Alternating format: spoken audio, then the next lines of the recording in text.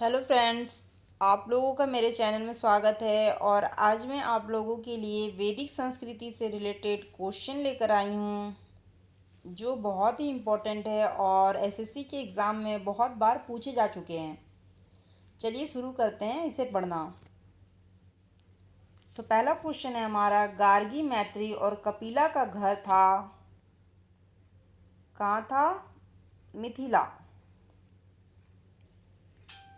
Next question हम करेंगे, किस वेद में प्राचीन वैदिक युग की सभ्यता के बारे में सूचना दी गई है? कह रहा है कि किस वेद में प्राचीन वैदिक युग की सभ्यता के बारे में सूचना दी गई है। तो हमारा आंसर होगा ऋग्वेद। नेक्स्ट क्वेश्चन करेंगे, वैदिक गणित का सबसे महत्वपूर्ण पाठ है, सुलभ सूत्र होगा। सॉरी, सूत्र गलत लिखा गया है, सूत्र। तो वैदिक गणित का सबसे महत्वपूर्ण पाठ का सुलभ सूत्र। भारतीय शासन के प्रतीक शब्द सत्यमेव जयते किस ग्रंथ से लिए गए थे? तो ये हमारा आंसर होगा मुंडकोपनिषद। नेक्स्ट क्वेश्चन है, आयुर्वेद के बाद चिकित्सा का भगवान किसे मानते हैं? आयुर्वेद के बाद चिकित्सा का भगवान हम लोग धन्वंतरी को मानते हैं। नेक्स्ट क्वेश्चन है, वेद शब्द का अर्थ क्या है? ये क्वेश्चन बहुत बार पूछा गया है। वेद शब्द का अर्थ क्या है? वेद शब्द का अर्थ है ज्ञान। नेक्स्ट है, वैदिक लोगों द्वारा किस धातु का प्रयोग पहले किया गया था?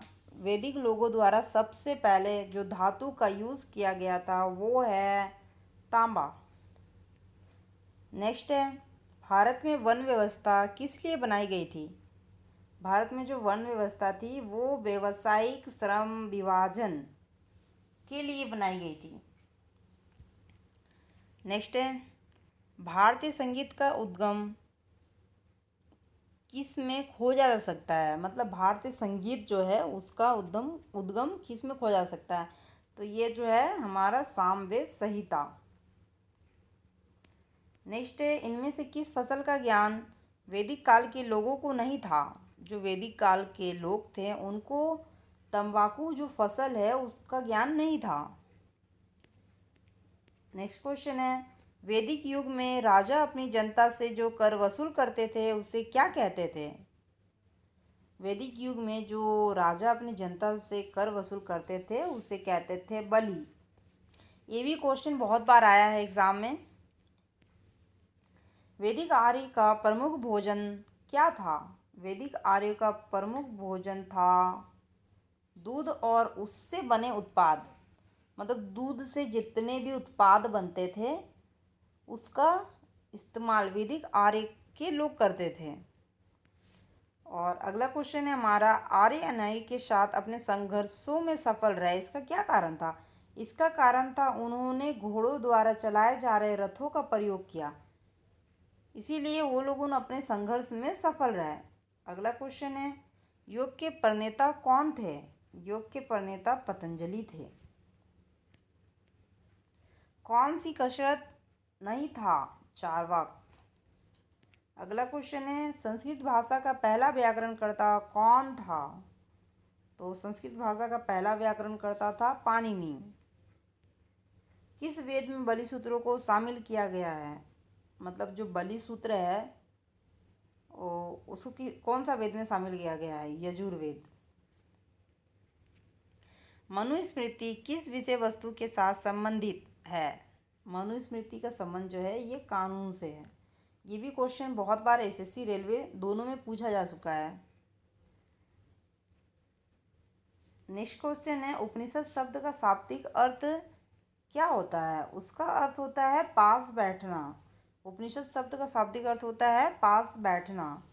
किस मनीषी, यानी कि मनीषी का अर्थ होता है पंडित, किस पंडित ने दक्षिण भारत का आर्यकरण किया था? अगस्त्य ने किया था।